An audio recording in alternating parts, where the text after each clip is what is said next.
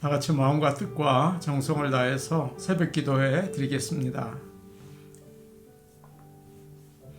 할렐루야. 하늘에서 여호와를 찬양하며 높은 데서 그를 찬양할지어다. 그의 모든 천사여 찬양하며 모든 군대여 그를 찬양할지어다. 해와 달아 그를 찬양하며 밝은 별들아 다 그를 찬양할지어다. 하늘의 하늘도 그를 찬양하며 하늘 위에 있는 물들도 그를 찬양할지어다. 아멘. 다 함께 찬송가 526장 부르겠습니다. 526장입니다.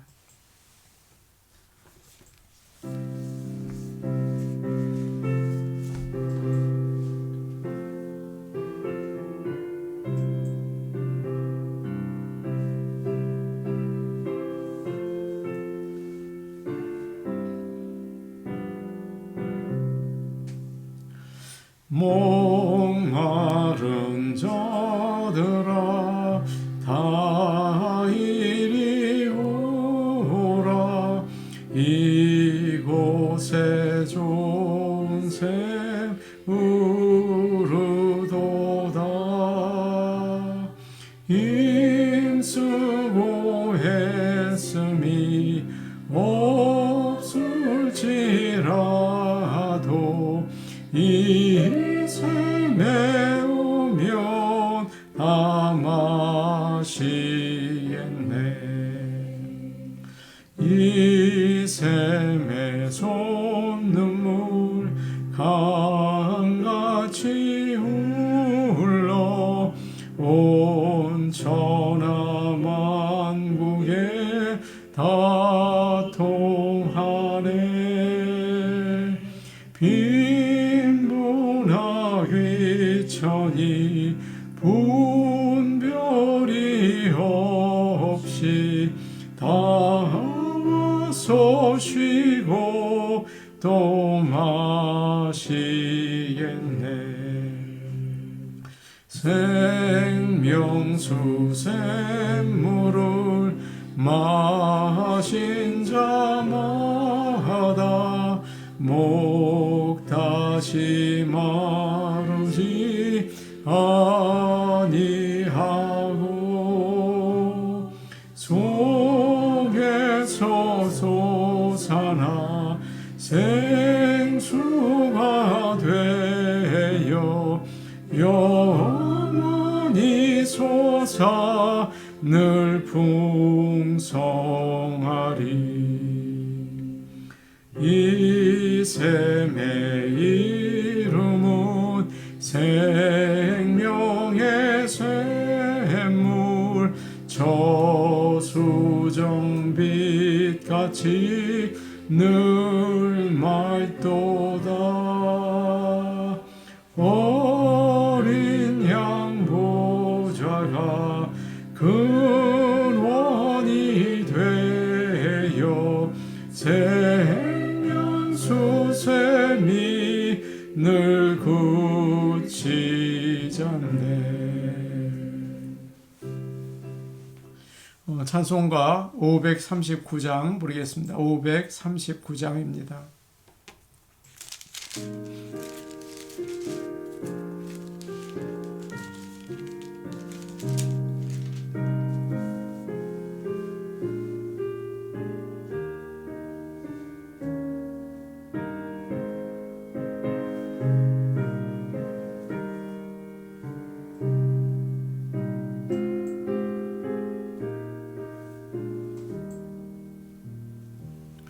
너 예수께 조용히 나가 내 모든 짐 내려놓고 주 십자가 사랑을 믿어 너의 사함을 너 받으라. 주 예수께 조용히 나가 내 마음을 쏟아놓으라. 느릅 보시는 주님 그 은혜를 베푸시리. 주 예수의 은혜를 입어 내 슬픔이 넘쳐지리. 내 이웃을 늘 사랑하여 저 밝은 곳 거저주라. 주 예수께 조용히 나가 내 마음을 쏟아놓으라. 늘은 미리 보시는 주님 그 은혜를 베푸시리. 예수를 친구로 삼아 늘 내 옆에 모시어라. 그 영원한 생명 샘물에 내 마른 목 죽이어라. 주 예수께 조용히 나가 내 마음을 쏟아놓으라. 누름 미리 보시는 주님 그 은혜를 베푸시리. 너 주님과 사귀어 살면 새 생명이 넘치리라. 주 예수를 찾는 이 앞에 참 밝은 빛 비추어라. 주 예수께 조용히 나가 내 마음을 쏟아놓으라. 누름 미리 보시는 주님 그 은혜를 베푸시리. 하나님 말씀 같이 보겠습니다. 오늘 아침 우리에게 주시는 하나님의 말씀은 구약성경 느헤미야 6장 15절에서 19절 말씀입니다. 느헤미야 6장 15절에서 19절 말씀입니다.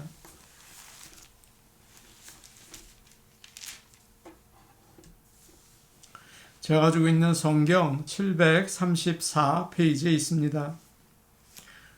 느헤미야 6장 15절에서 19절 말씀입니다.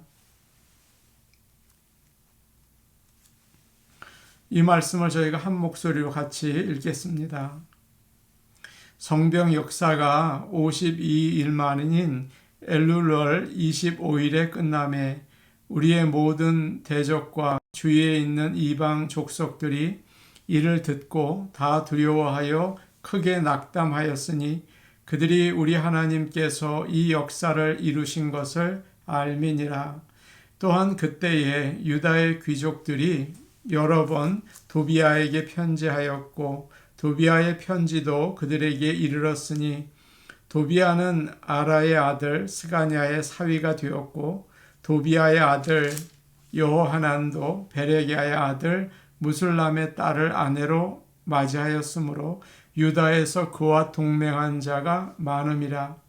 그들이 도비아의 선행을 내 앞에 말하고 또 내 말도 그에게 전하매 도비아가 내게 편지하여 나를 두렵게 하고자 하였느니라.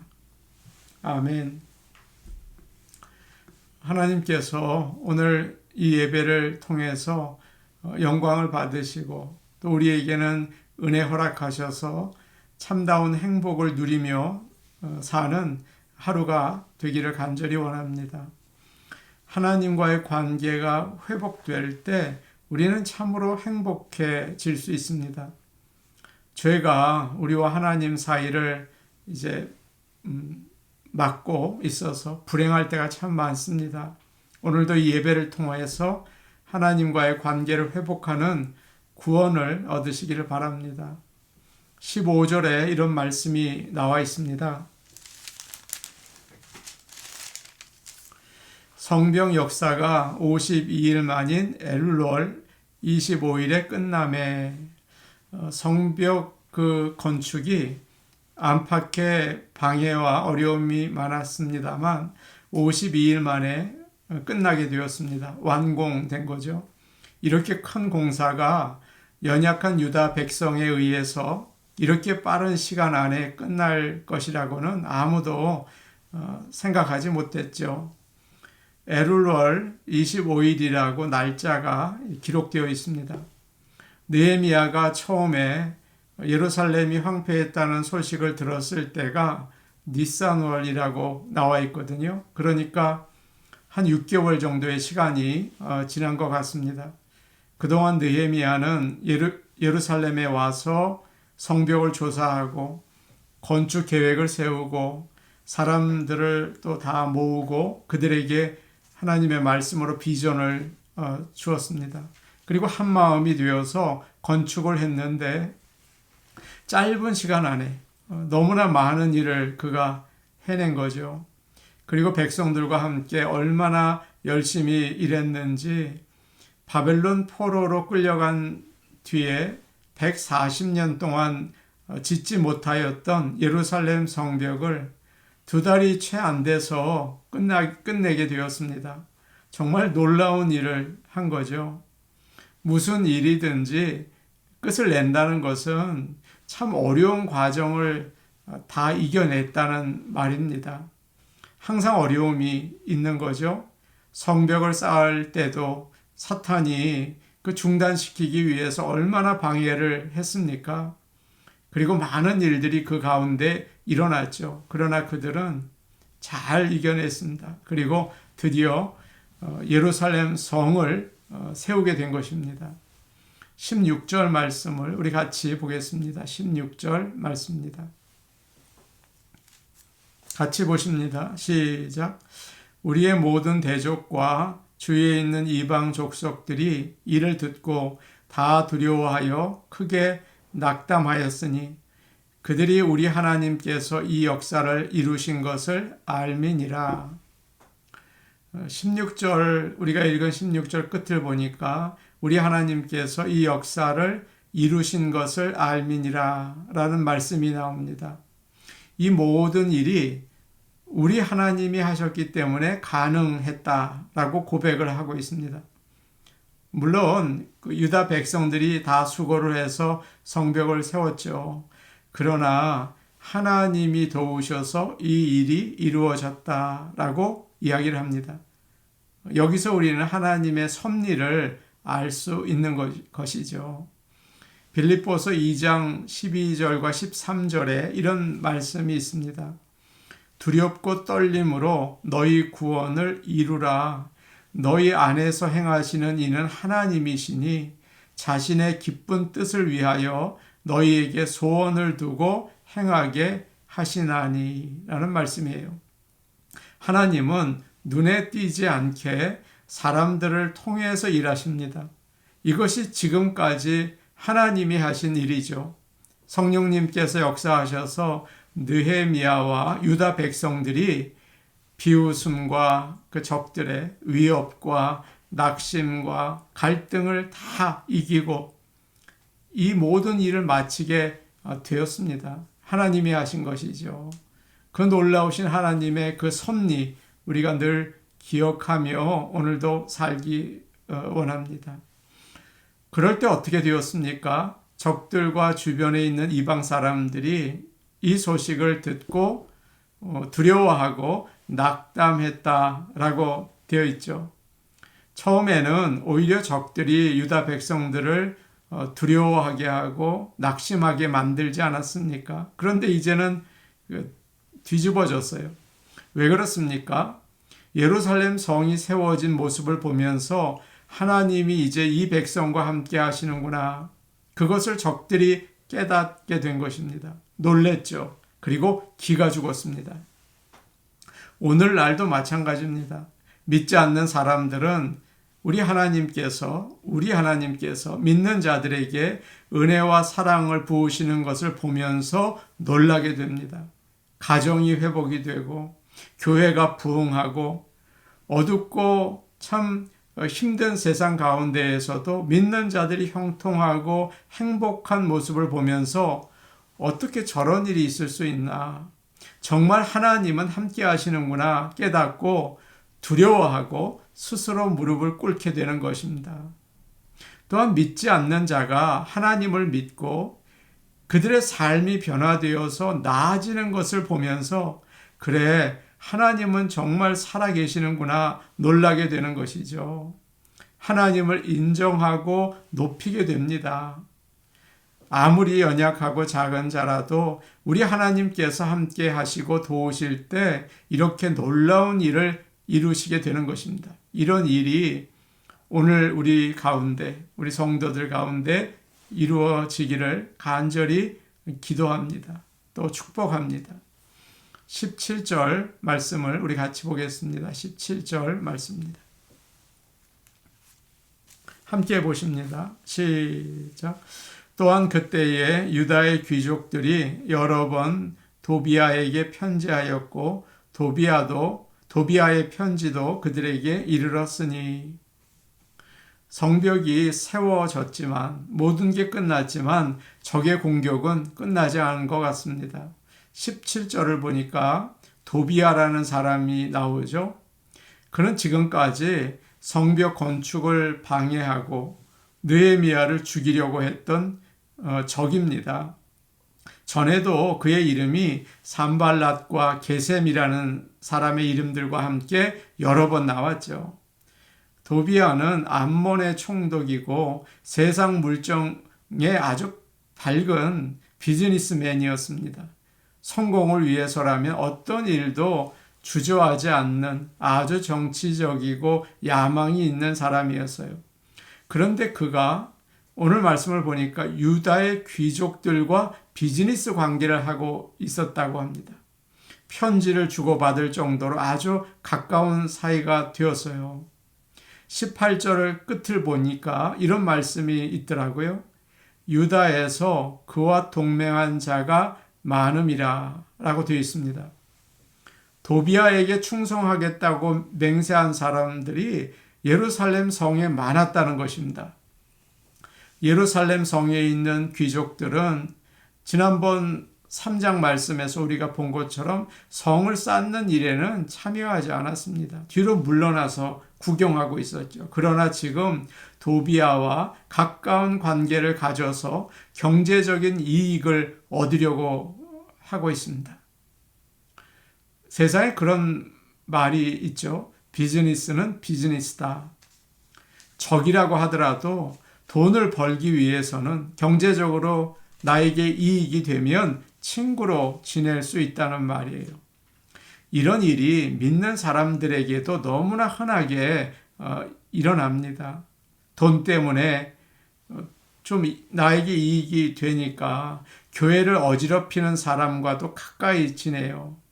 또 믿음이 없고 또 정말 올바르지 못한 생활을 하는 사람인데 헌금을 많이 하고 봉사를 많이 하니까 교회에서 그 사람에게 직분도 주고 책임도 맡기고 또 존중하고 그러는 일도 생깁니다. 그것은 하나님이 기뻐하시는 일이 아니죠. 참 위험한 일이에요. 뿐만 아니라 오늘 말씀을 보면 도비아의 가족 관계가 나와 있습니다. 그는 예루살렘에 아주 중요한 사람들과 연결되어 있었습니다. 우리 함께 18절 말씀인데 우리 같이 볼까요? 18절 말씀입니다. 함께 보십니다. 도비아는 아라의 아들 스가냐의 사위가 되었고 도비아의 아들 여호하난도 베레기야의 아들 무술람의 딸을 아내로 맞이하였으므로 유다에서 그와 동맹한 자가 많음이라. 먼저 도비아는 아라의 아들 스가냐의 사위가 되었습니다. 스가냐는 어떤 사람이냐 하면 1차 포로 귀환 때 스룹바벨과 함께 유다 백성들을 이끌고 돌아온 소위 국가 유공자라고 할 수 있는 중요한 사람입니다. 그가 도비아의 장인이 된 것입니다. 또 도비아의 아들 여호하나는 베레기야의 아들 무술람의 딸과 결혼을 해서 그 딸을 아내로 삼았습니다. 무술람이 누구입니까? 그는 3장에서 우리가 본 것처럼 성벽의 두 부분을 건축한 아주 신실한 사람이에요. 그가 도비아의 이제 사돈이 된 것입니다. 아니, 어떻게 이런 일이 있을 수가 있습니까? 이처럼 도비아는 비즈니스와 또 결혼 관계를 통해서 예루살렘의 상류층 사람들과 깊은 관계를 가지게 되었습니다. 이제는 아무도 도비아를 미워하거나 비난할 수 없겠죠. 그렇기 때문에 내부의 혼란의 씨가 이제 심겨진 것입니다. 공사가 끝나서 모두 기뻐하는데 적은 계속 공격하고 있는 것입니다. 마지막으로 19절 말씀 제가 읽겠습니다. 그들이 도비아의 선행을 내 앞에 말하고 또 내 말도 그에게 전하매 도비아가 내게 편지하여 나를 두렵게 하고자 하였느니라. 이제 유다의 귀족들이 느헤미야에게 도비아에 대해서 이야기를 하는 겁니다. 도비아는 참 정직합니다. 그는 참 좋은 사람입니다. 좋은 일을 많이 하고 있습니다. 그러면서 자기들과 그 도비아가 가까운 것을 정당화시키고 있어요. 지금 예루살렘 성벽을 쌓는 일을 늘 방해하고 느헤미야를 죽이려고 하는 도비아를 칭찬하고 있습니다. 잠언 28장 4절에 이런 말씀이 있습니다. 율법을 버린 자는 악인을 칭찬하나 율법을 지키는 자는 악인을 대적하느니라. 이와 같이 느헤미야가 이렇게 적으로 삼는 사람을 칭찬하고 뿐만 아니라 느헤미야가 하는 말을 도비아에게 전해주기도 합니다. 스파이 같은 일을 하고 있는 거죠. 도비아는 내부 사정을 잘 알고 계속해서 느헤미야에게 편지를 보내고 위협을 합니다. 정말 어처구니가 없는 일이지 않습니까?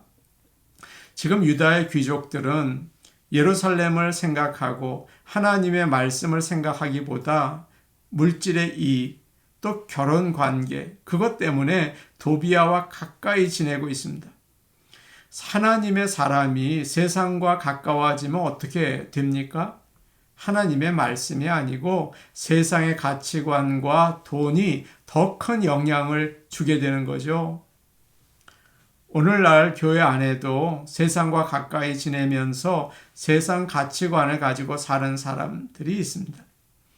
지금 세상이 이렇게 흘러가고 있습니다. 교회도 그렇게 가야 합니다. 그렇게 자꾸 이야기를 하면서 혼란을 주게 되는 것이죠. 성벽 공사는 끝났지만 도비아가 내부를 교란시키는 공격을 계속하고 있어요. 사랑하는 여러분, 교회의 건축을 다 끝내고 시험에 드는 교회가 참 많은 거 아시죠? 하나님의 일을 마치고 그리고 나서 넘어지는 지도자들이 참 많습니다. 무슨 말입니까?